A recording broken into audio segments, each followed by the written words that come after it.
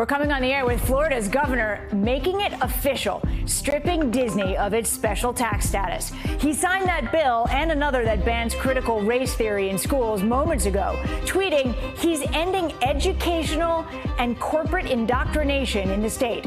But when it comes to the House of Mouse, the fight is far from over. The legal battle could just be beginning. Also, the Dow plunges nearly 1,000 points for a fourth straight week and its worst day since 2020. What's behind that sell-off?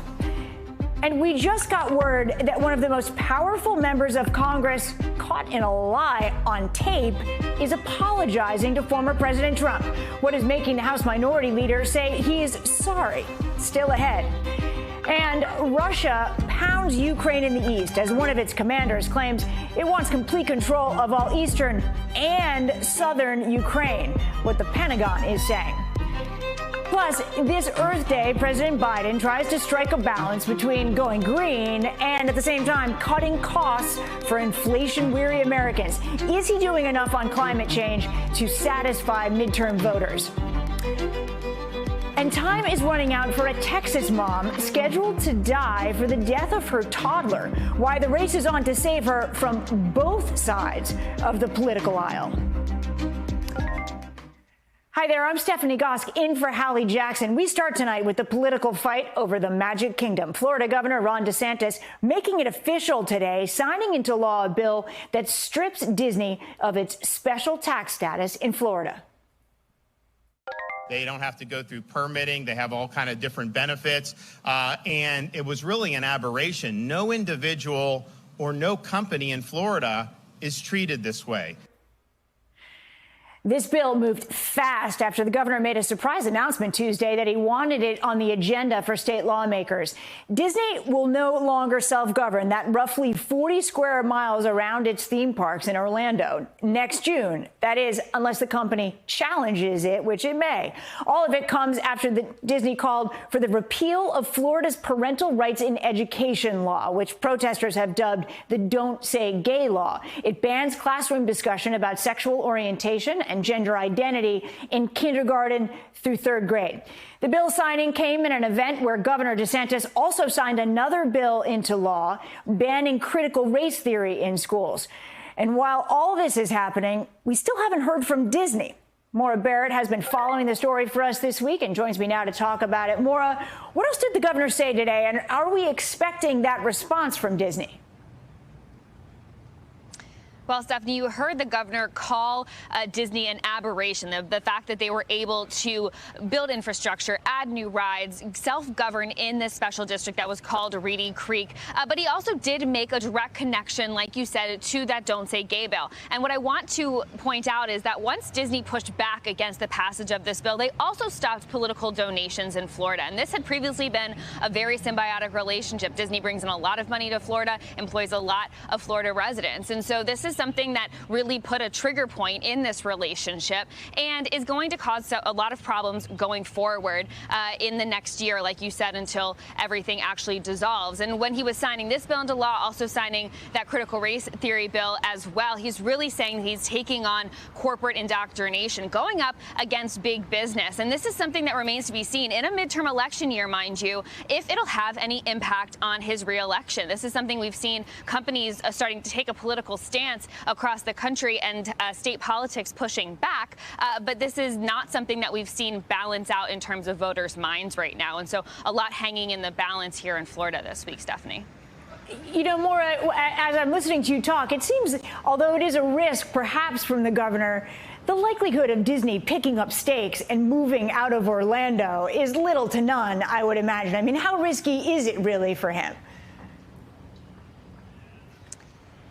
Right. Disney's not going to leave necessarily. They've been here for decades at this point, but it could impact other businesses coming to Florida that could bring more economy to Florida. And so that's something that a lot of economists have pointed out. But in the near term, the biggest issue right now, and mind you, we haven't heard from Disney on what they plan to do. But from a legal standpoint, we can probably assume that they're going to push back, because otherwise every process they've had in place for the last 55 years is going to be dissolved and then responsibility turned over to the surrounding counties. And that's something that Disney isn't going to want to do, most likely, though Disney has not responded to any of our requests for clarity or comment. What I do want to point out, though, is there's an interesting point in Florida's Constitution that says that the state house actually does not have the ability to dissolve these special districts. The people who are part of the special district, Reedy Creek, where Disney sits, actually have to vote as well. And so when I spoke to the Republican lawmakers who put this bill forward, they say that this supersedes that because it's a law instead of a special act. And I know this is a lot of legalese that I'm throwing at you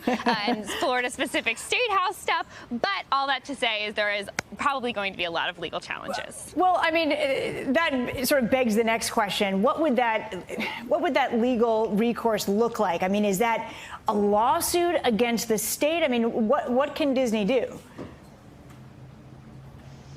That is a very big possibility, right, Stephanie? The lawsuit against the state, they could try to appeal the decision in the state house, and they could take action like they said they were going to take around the Don't Say Gay bill as well. They are upping their advocacy in that department, like I said, stopping political donations. And so Disney could also choose to put some of its other business elsewhere and divert it away from Florida. But at the end of the day, even the Republican lawmakers said they want to come to a compromise with Disney to try to figure out how they can hold them accountable, operate their business the same way that other theme parks in Florida does. But like we just talked about, Disney has this plan in place for the last 55 years. It's going to be hard to budge them out of that process. And Maura, just quickly, I know that Disney has a lot of expenses, $100 million or so in that district that now need to be absorbed by Florida taxpayers. What's the balance there? I mean, Disney obviously will continue to pay local taxes. Right. So right now, Disney actually taxes itself. And so that's how it gets the revenue along with the money that it gets brought in by tourists. Right. And so that the tax situation there will then be trickled down into Osceola and Orange County. And it's not just that revenue that needs to be taxed or will trickle down. There's also about $1 billion in debt. And so when you look at this, one tax collector told NBC that this could raise taxes for people that live in those counties up to 25%. And we did the math here, and if you take a look at your screen, basically breaks down to a couple $100 extra a year. And this is something that in a time of inflation, already really a struggle in Florida to find affordable housing, and it's an area that is already taxed very high. This is something that residents in the area say they don't want any part of, but others are kind of accepting it. Our team spoke with some people that live in the area. I want to hear what they said. It's upsetting. I do not want to pay more taxes. I mean, nobody wants to pay more taxes, but I mean, there's nothing we can do. We're not going to sell our house down here, so we're just going to pay it, I guess. So that quiet acceptance of we're not going to leave, we like being here, but the taxes are something a lot of people really can't afford right now. Republican lawmakers, though, telling me they do intend to take a second step to make sure Disney pays their own taxes. But again, it might stop before we even get to that point, Stephanie. All right, Maura, thank you very much. Turning now to the markets, ending the week with a steep drop today, with the Dow having its worst day since 2020. It was down almost 3%, 900 points. The S&P had its worst day since March, and the Nasdaq was down over 2%. Today's sell-off sparked by disappointing corporate earnings and the prospect of rising interest rates. CNBC's Seema Modi is following the story for us tonight. Seema, that was quite a drop today. Take us deeper into what's driving all of this. Yeah, Stephanie, as you said, ugly day on Wall Street. And once again, it is that active debate around interest rates and how aggressive the Federal Reserve will be at the next meeting. Those comments we got from Jerome Powell yesterday seemed to set investors off edge. That's when he said or suggested that he will tame inflation, and how that was absolutely essential, suggesting that he will hike interest rates as fast as needed to get prices down as Americans start to see inflation really pick up everywhere, right? From gas prices, travel, to food at the grocery store. Higher rates historically have dampened consumer demand, and that's why stocks really got hit hard today. So, Seema, what should people do? How should they look at this? Is this, oh my God, we're heading into this new cycle where, you know, they're just going to keep raising interest rates and we're going to see stock prices just drop and drop and drop? Or should people just hold steady, not panic, and wait it out?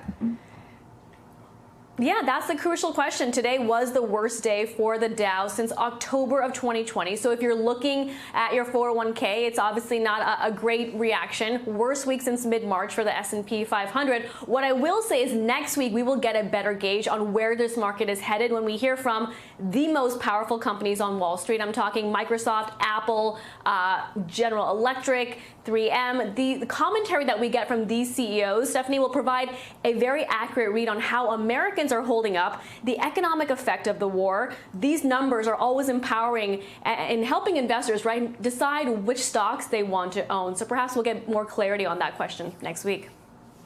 Real numbers are always better than emotions, that's for sure. Thanks, Seema Modi. Exactly. Yeah. And we just learned before we came on the air tonight that House Minority Leader Kevin McCarthy called former President Trump to apologize. This after the audio was released of McCarthy saying Mr. Trump should step down following the January 6th riot. That's according to one person close to Mr. Trump. Take a listen to a part of those recordings.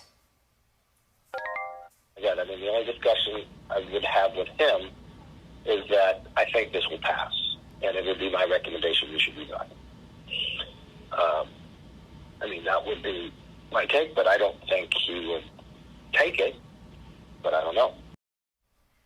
MSNBC obtained that recording from the authors of a political book coming out next month. McCarthy, who did publicly reprimand Donald Trump following January 6th, denied a New York Times report that he also said in private he would ask for the president's resignation, calling that report totally false and wrong. But then suddenly this new audio released today reveals what he was willing to say behind closed doors about Mr. Trump to Republican leadership. Listen to this. I know this is not fun. I know this is not great.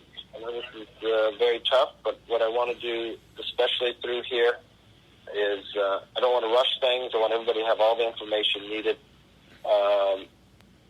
I've had it with this guy.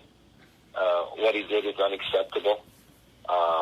Nobody can defend that, and nobody should defend it. And it's really quite beautiful.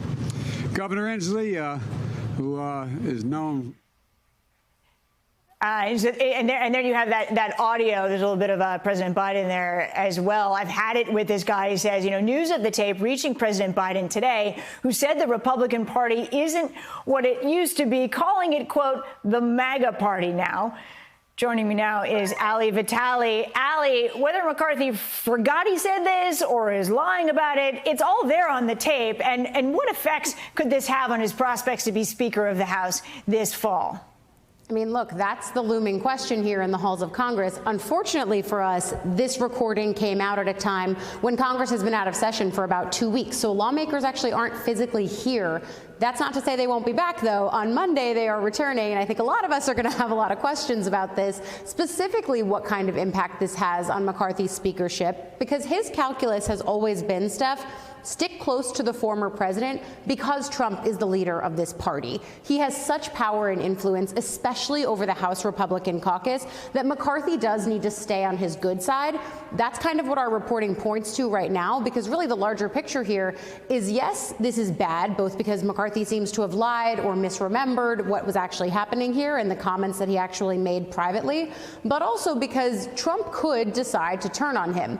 If he decides to turn on him, that's probably bad news for his speakership bid.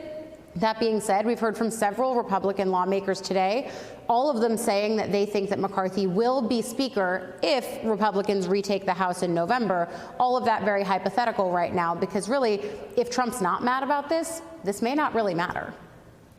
Well, I mean, you kind of led perfectly into my next question, which is, you know, Trump's silence is kind of deafening here. This is not a guy that typically shies away from responding to stories, especially political ones. Also, a spokesperson for him declining to comment on a report today that Trump and McCarthy actually spoke after that audio was released. You know, what can we read into his silence here, if anything?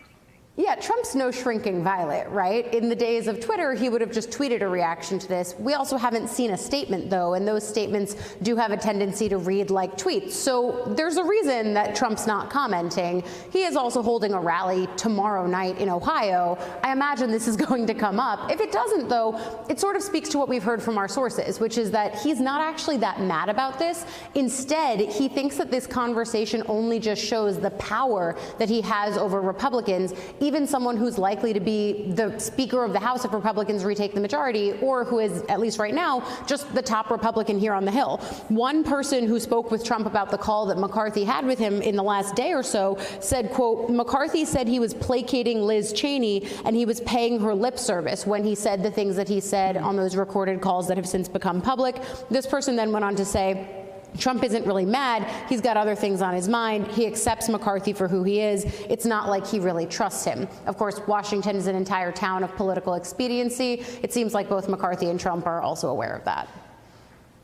Hallie, just hypothetically, quickly, if Kevin McCarthy loses the speakership and loses President Trump's support, who could step in to fill that void? Who benefits from this, potentially? Yeah, there's a few people, but the first person that comes to mind is the number 2 House Republican right now, Steve Scalise. And Scalise was one of the people who, when we asked his office today, were you guys the ones that leaked the audio? They were very quick to point out, no, they were not the ones who leaked the audio. The other running theory here on the Hill is that maybe this is a revenge of sorts for Congresswoman Liz Cheney, who's definitely not on friendly terms with Kevin McCarthy. She also said she didn't leak the audio, but that's kind of a blame game that we're going to be tracking down here, too, in the coming days. Wow, we love a good blame game. That's what Washington Thanks, thrives Hallie on. Vitale. Really appreciate it. Nice to see you. You too. All right, now turning to the latest on the war in Ukraine, where today the Pentagon is confirming Russia's advancing into southern Ukraine after a Russian general said they want full control over that region this morning. What we do know is that they are focusing on the Donbass in the south. What we do know is that they are putting more enablers in there and they are adding more troops. Even over the last 24 hours, more troops have gone in. Russia says this would give them access to the Russian-backed part of Moldova. That's the sort of all the way across the south there on the other side. Moldova, by the way, is its own country. That area is called Transnistria. You see to the bottom left of the map there. Keep in mind, this breakaway state it is actually in Moldova, so that would be invading a whole other country, which would expand this significantly in terms of the Russian effort. Now, control of the southern region would also completely cut off Ukraine's entire coastline. Another key city on that coastline, we've been talking a lot about it, Mariupol, where city officials are saying Russian forces are pummeling a massive steel mill that's holding Ukrainian fighters and about 1,000 civilians. Mariupol is also where we're seeing this new haunting satellite images where up to 9,000 bodies are feared to be in mass graves, according to Ukrainian officials, with the mayor of the city calling it, quote, the biggest war crime of the 21st century. Ali Arouzi joins me now from Lviv, Ukraine. Ali, let's start with the fact that Russia actually hasn't been able to make any major territorial gains so far in this effort. How should we be thinking about their focus on eastern Ukraine? And now, according to this one general, a move into the south as well. That's right. Not only this general, I mean, we haven't heard from Vladimir Putin who the buck stops with, but this general is saying that they're moving to the south. And the Russian Foreign Defense Ministry also laid out their objectives today. They said it's to take the Donbass region, to create a land bridge from there to the Crimea, to take all the port cities from Ukraine on the Black Sea, and then create another land corridor from the south into Transnistria, which is in Moldova. But first, to do that, they have to get through Odessa. The Ukrainians have really built up Odessa toughly to stop the Russians from getting in there. But the Russians are not afraid of bombing cities into oblivion, as you mentioned, Mariupol as well. So, but Moldova is very vulnerable, Stephanie. I mean, this is a country that barely has a functioning army. It's not an EU member. It's not a member of NATO. So if the Russians were to get into that country, it's very vulnerable. Israel, and it shares a border with Ukraine. But as I said, they need to get through Odessa to do that. And if the Ukrainians defend Odessa very toughly, the Russians may try and turn it into Mariupol. And Mariupol has been a message from the Russians to the rest of these countries that if you don't capitulate, we'll turn your cities into something like Mariupol, which is going to go down in history as a Grozny, Aleppo, Coventry, and Dresden. Not something you want to be remembered for. It was once a thriving port city, and the governor of Mariupol now says that that city has been wiped off the face of the earth.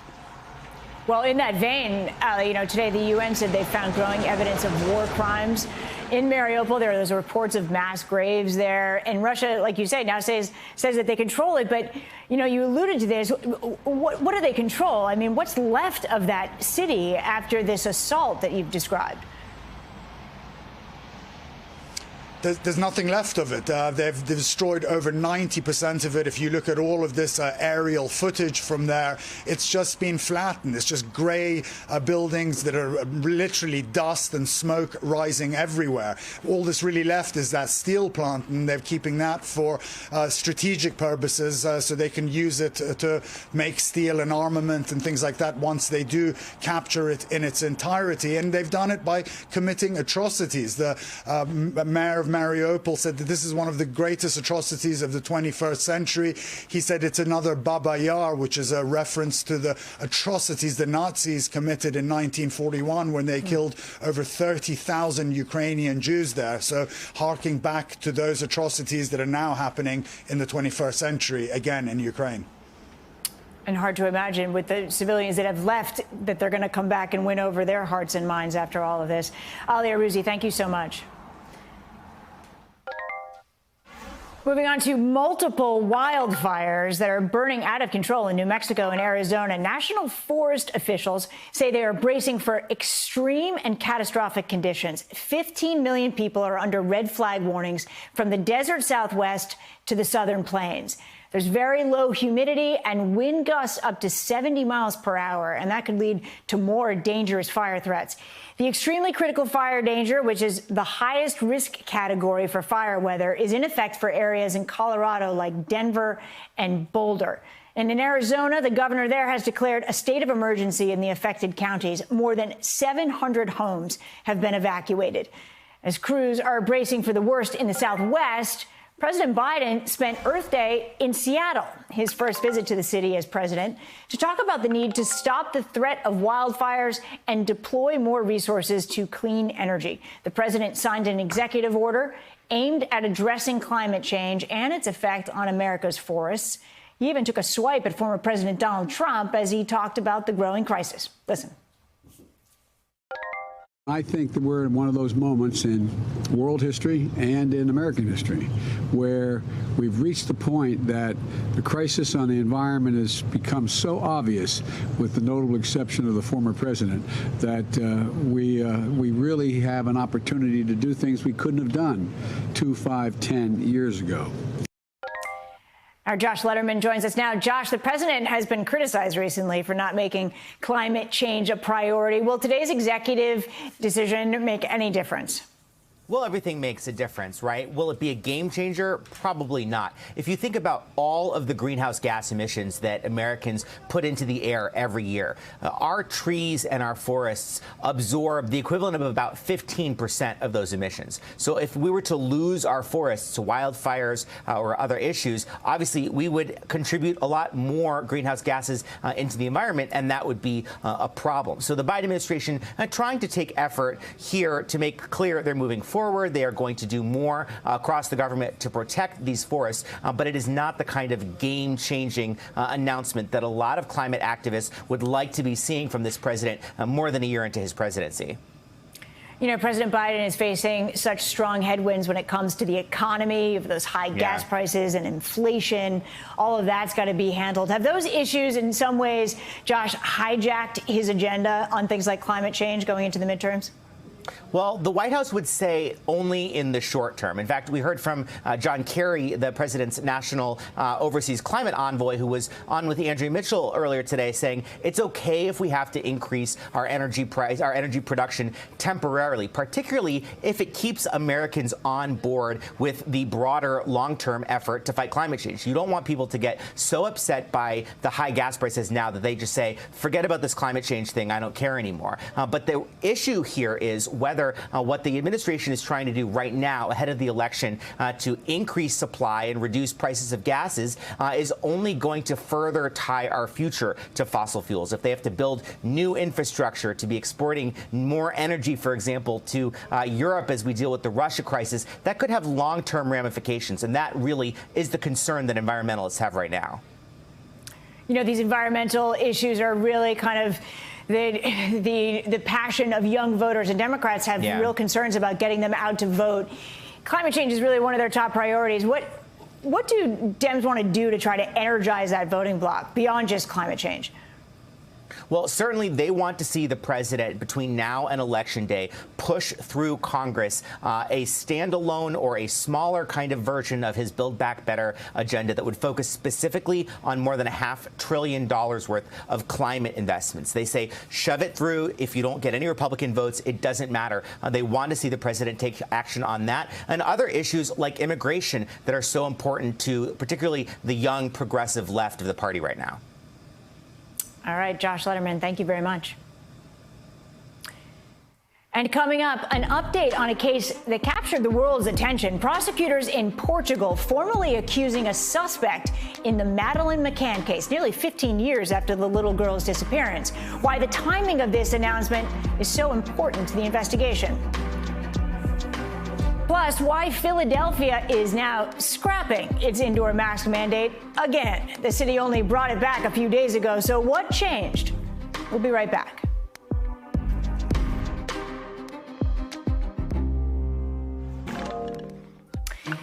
Tonight, the parents of a British 3-year-old who disappeared nearly 15 years ago in Portugal are speaking out. They say they still have hope their daughter is alive. You may remember the search for Madeleine McCann capturing global attention in 2007. Well, now, in a new twist, Portuguese authorities say they have a suspect in her disappearance.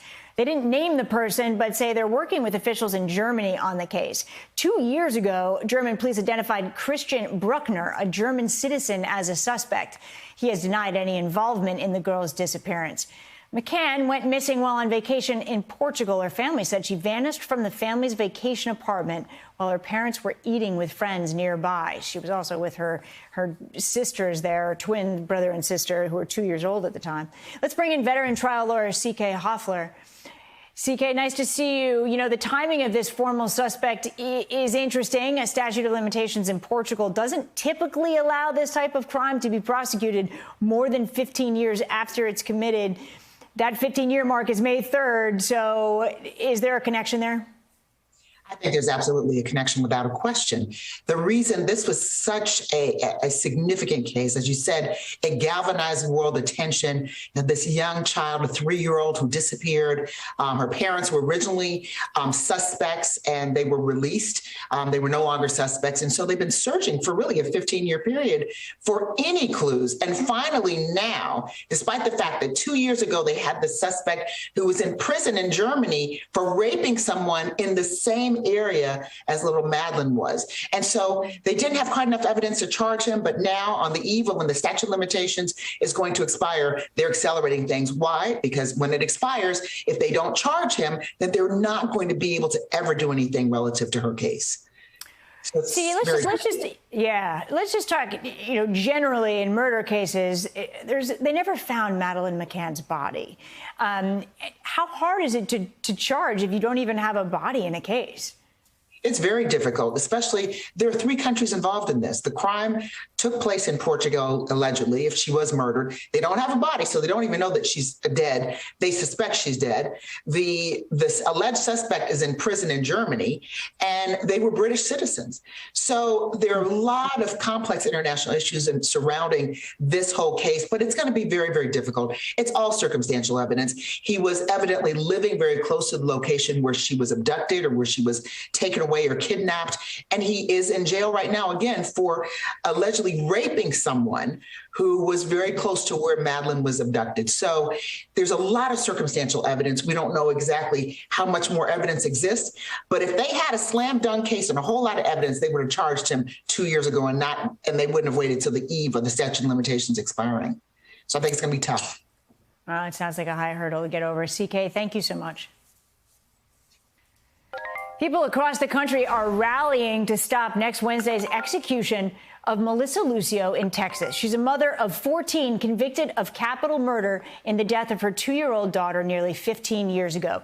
But new evidence and expert testimony is casting some serious doubt about her guilt. Attorneys representing Lucio have said that her toddler, Mariah, fell down a flight of stairs and 2 days later took a nap and never woke up. During police interrogation right after Mariah's death, police accused Lucio of beating her daughter to death. Now, with prosecutors later saying the bruises on her daughter's body and an untreated broken arm was proof of abuse. But from the start, Lucio maintained her innocence, and now lawmakers on both sides of the aisle are calling for clemency. Morgan Chesky joins me now. Morgan, we saw the family hold a press conference today praying for her, with the case continuing to garner more and more attention. Talk about what makes this case so unique. Yeah, Steph, I think if you look at the various points that comprise this now controversial case, it really presents one that are raising a lot of questions right now for people on both sides of the aisle. You go back to 2007, you have this tragic incident inside a home where that woman said her daughter fell down a flight of stairs. Then she passed away 2 days later. But what's interesting is after she was taken into custody and she was being questioned by authorities, that essentially her confession came after hours of being in a closed room with investigators who asked her questions, and then attorneys for her would say that she repeated their answers back to them, essentially that she was being prompted for a confession. And at one point, Steph, she was even handed a small doll and told to demonstrate to investigators how she harmed her child, which her attorneys say was not only inappropriate, but a coerced confession, if you will. On top of that, they say that one of the reasons that she was placed on death row is that she had to have been shown to be a continued danger to society. And she said, her attorneys rather say that the prosecution has misconstrued those facts in order to keep her where she is right now, with that scheduled execution date for April 27th. Steph? All right, so that would be next Wednesday. And despite all these concerns, nothing's happened so far to halt that execution. Could we see anything change between now and then? I mean, technically, it could go to the 11th hour, couldn't it? It absolutely could. I mean, and we're talking to the hour of potentially here, Steph. But we know right now that there have been multiple people that have come out in support of Miss Lucio, trying to make sure that she is not put to death on the 27th. And various people are asking for different things. Some are asking for a brand new trial, others asking for a clemency. We know that right now the Texas governor, Greg Abbott, could be the one who grants a 30-day stay in order for both sides to take a closer look at this. If he does not, then you have the Board of Pardon and Parole, who could grant clemency or decide to have a stay themselves and re-examine her case. But right now, there are a lot of options, but there has been no definitive action in order to put that execution on hold. Steph?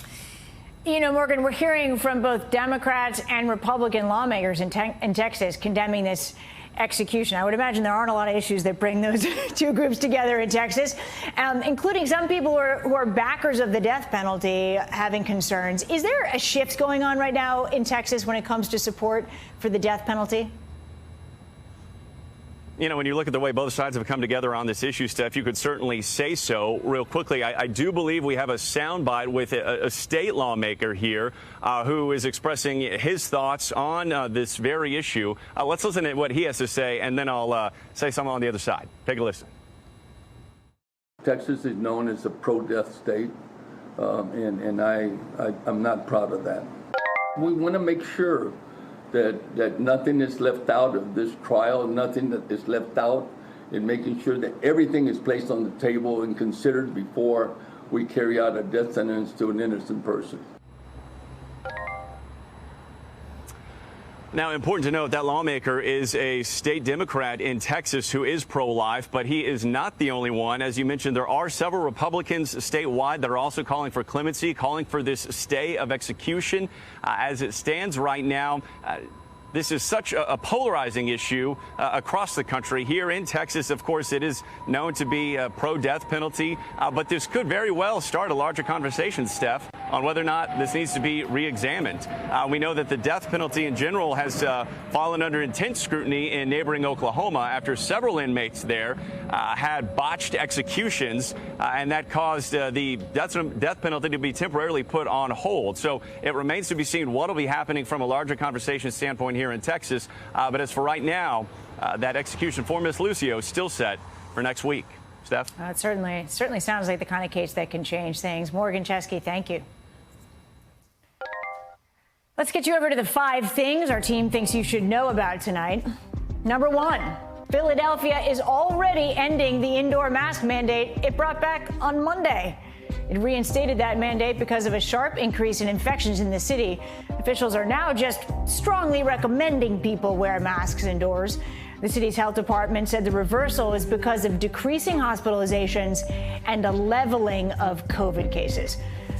Number 2, in a first, firearms were the leading cause of death for American kids and teens in 2020. A research letter published in the New England Journal of Medicine says more than 4,300 young people died that year from gun-related injuries. That's a 29% increase from the year before. And number 3, Israeli police in full riot gear stormed a holy site in Jerusalem today after some young Palestinians allegedly threw rocks at a gate where they were stationed. The site is sacred to both Jews and Muslims. Medics said more than 24 Palestinians were hurt in the clashes. Number 4, Cherry Papini's husband has filed for divorce days after she pleaded guilty to faking her own kidnapping and lying to the FBI about it. The California mom claimed she was kidnapped while out jogging in 2016, but secretly was staying with her ex-boyfriend hundreds of miles away. Her husband, Keith, supported her during the 6-year saga. She will be sentenced in July. Number 5. A rare dress Judy Garland wore in The Wizard of Oz that was missing for decades is going up for auction. Someone found it, get this, in a box last year at Catholic University in D.C. It was gifted to the university back in the 70s but vanished. The dress is expected to fetch anywhere from $800,000 to over $1 million. Proceeds will go to the school's drama department. And still to come, Marjorie Taylor Greene challenged why some of the Congresswoman's own constituents took her to court to try to block her from being on the ballot in Georgia. We'll be right back.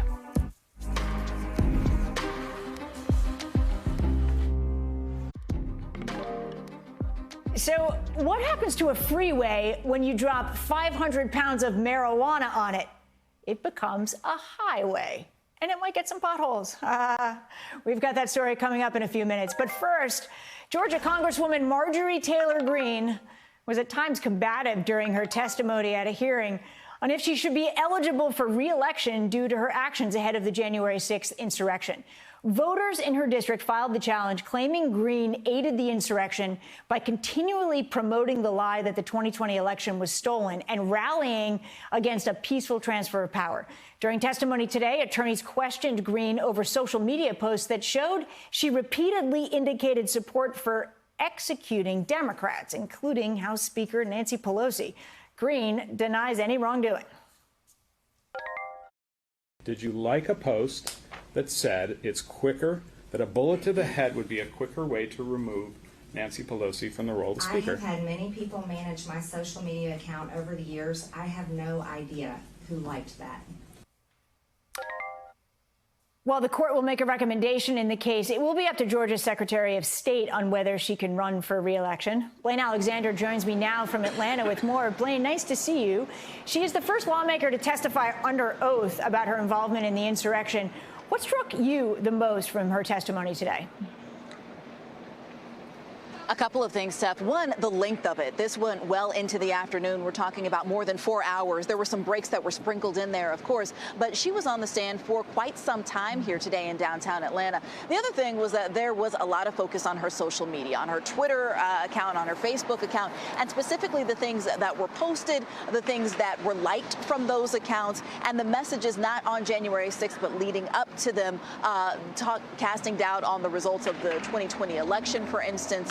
A Newsmax interview that was posted that she gave and said that this is our 1776 moment. So a lot of social media focus. But probably the third thing were the amount of times that she said that she doesn't recall, or she's not sure, or she doesn't remember when she was asked whether she posted some of those things or whether she liked some of those things. You heard that just now in the clip of the conversation that she posted. That was something that really got a lot of attention as well, Steph. Yeah. You know, Blaine, the voters are arguing that a Civil War era provision in the 14th Amendment bars elected officials from running for re-election if they are, quote, engaged in insurrection or rebellion. How are attorneys trying to prove that means Taylor Greene can't run? You know, what's so interesting about this, Steph, is that this really is the first time that this is actually being put to the test, some 150 years after it was put into place in the Civil War era. So it's kind of being applied for modern day times, and attorneys are essentially saying that, you know, even though she wasn't out there with the people on January 6th and storming into the Capitol, that her words, that her tweets, that her rhetoric leading up to the day on January 6th essentially set the conditions so that when people came out, they did so with a type of mindset and with a type of violence. That's what attorneys are arguing. Now, for her attorney's part and for her part, she's saying that she was a victim of what happened on January 6th, that she feared for her life, that she was concerned about what happened, and that she never condoned violence in any sort of sense. But one of the plaintiff's attorneys used this in his closing argument. You know, remember, this was put into place essentially to keep Confederate soldiers from coming back and holding office after the Civil War. Well, he hearkened back to that, and he said, you know, Jefferson Davis never fired a musket at Union soldiers, but he was every bit of an insurrectionist as the Confederate soldiers who went out and fought. So that's essentially the argument that they're trying to make in applying this stuff. All right, Blaine Alexander, thank you very much. When we come back, Donald Trump's injecting himself into Ohio's chaotic and crowded Senate Republican primary race. Why he's stumping for a candidate who once called himself a never Trump guy. Plus, a little Jeopardy clue for you. The only place you can find both a Japanese kabuto helmet and a brass cash register. You've got a couple minutes to write down the question. That's coming up next in The Local.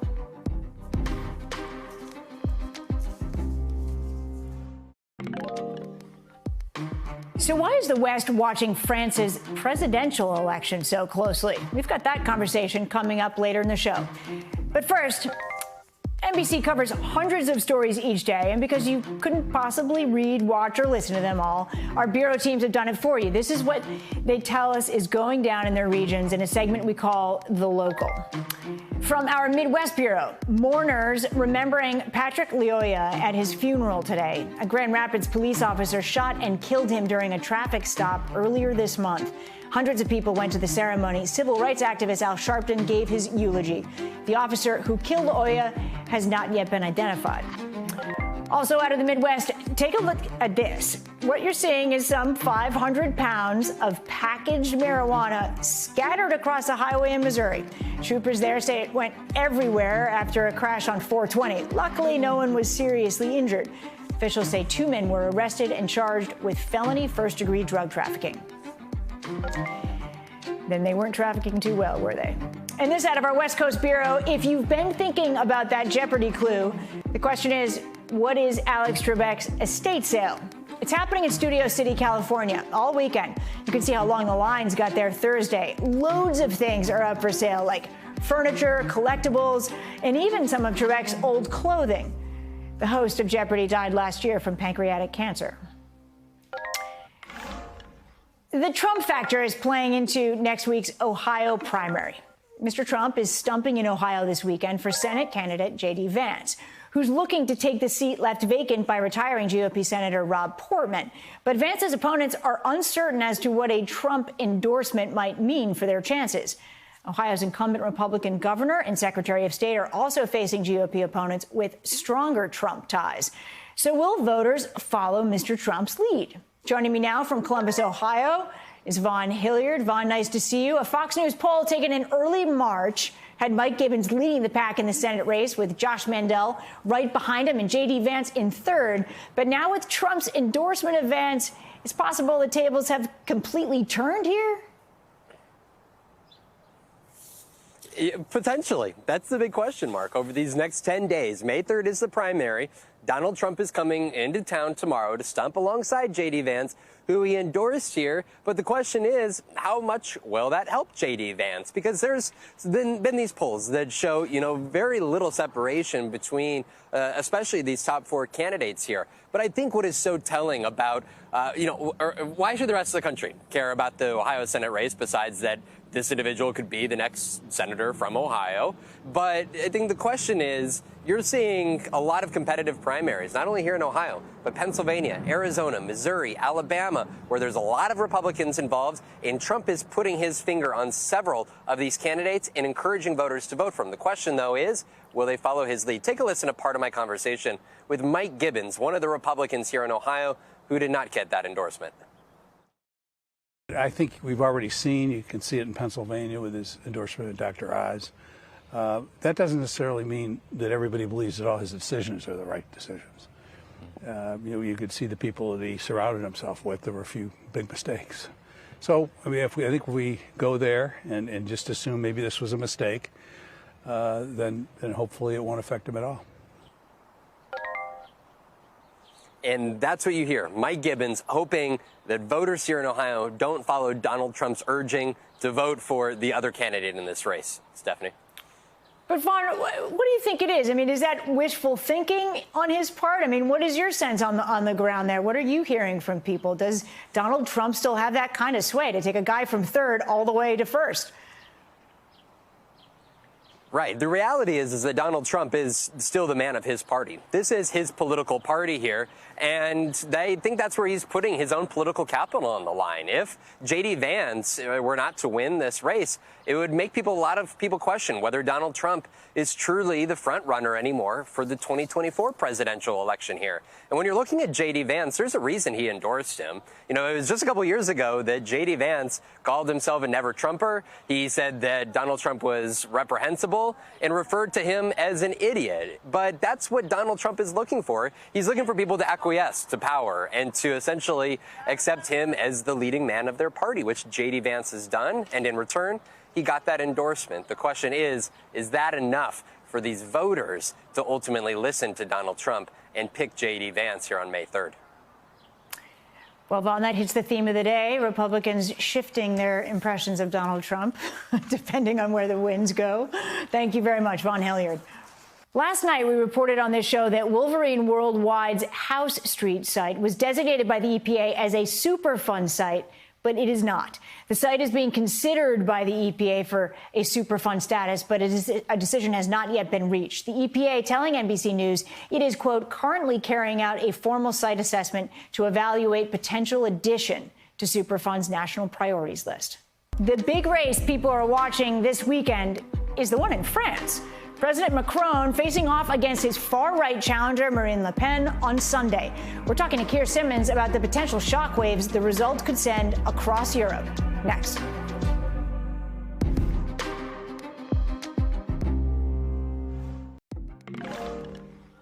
French voters will be heading to the polls Sunday in a high-stakes battle for president between incumbent Emmanuel Macron and his challenger Marine Le Pen. Right now, Macron has the edge in the polls, widening the lead from what it was 2 weeks ago after the first round of the election. But Le Pen is still in range to pull off an upset. And the French will be choosing between two very different candidates. Macron is a centrist trying to rally voters from the left and the mainstream right. And Le Pen has openly supported Vladimir Putin and opposed NATO and is making her third try to become the first woman president of France. Keir Simmons joins me now from Paris. Keir, nice to see you. This is the final day of campaigning before the weekend. Tell me what things are like on the ground and what it says that we're seeing these same two candidates face off again, but the numbers are different, the polls are different. They are, that's right. I think it says how deeply polarized, Steph, France is, behind the picture postcard appearance of some parts of this country, like where I am now. There are many people who are frightened, who are angry, and who feel disenfranchised. And let me just give you an example. The candidate who is, if you like, the Bernie Sanders equivalent here in France, got 7 million votes in the first round. He's now out of the running. Those 7 million socialist voters have to decide whether to support Marine Le Pen, who critics call a fascist, or Macron, who people say is elitist. It's an incredibly difficult choice. Just to give you one example, we spoke to someone who had voted for Mélenchon, that Bernie Sanders equivalent, and she said she was going to vote for Le Pen. So she'd gone all the way from the far right, from the far left to the far right. She wasn't even prepared to say Le Pen's name when she answered. That's how much she was determined to vote against Macron. So in some ways, it is a confusing picture, but it is also a picture of people feeling like they don't have anywhere left to turn. It is a familiar feeling in many countries around the world, including there in the US, Steph. Yeah, absolutely it is. And I wonder, at this election, I mean, obviously, this is a unique situation for France, but what does this say more largely about Europe in general? Well, it's huge. And, we're at a pivot point this weekend with European politics, because if Le Pen is elected, I mean, it would send shockwaves. I mean, remember, you mentioned that she has been close to President Putin. She is a supporter of President Trump. She was quick to congratulate him back in 2016. As you say, she's been adversarial towards NATO, towards the European Union. Just imagine, if it is Le Pen, the implications for the unity of Europe and indeed the allies of Washington and President Biden, because it's hard to imagine that Le Pen would continue France's leadership in opposition to Russia in that war in Ukraine. I mean, effectively, this weekend, we're going to see attention turn from the battlefield in Ukraine to the ballot box here in France. The implications are potentially serious. As you mentioned, Macron does look as if he is likely to win. But again, are there voters who just simply, as I explained in the first answer there, are there voters who simply are not saying how they're going to vote? And we'll find out on Sunday. Well, it could be an election that tells a much bigger story. Keir Simmons, thank you so much. And that's a wrap for this hour. Hallie will be back here on Monday, same time, same place. Coverage picks up right now.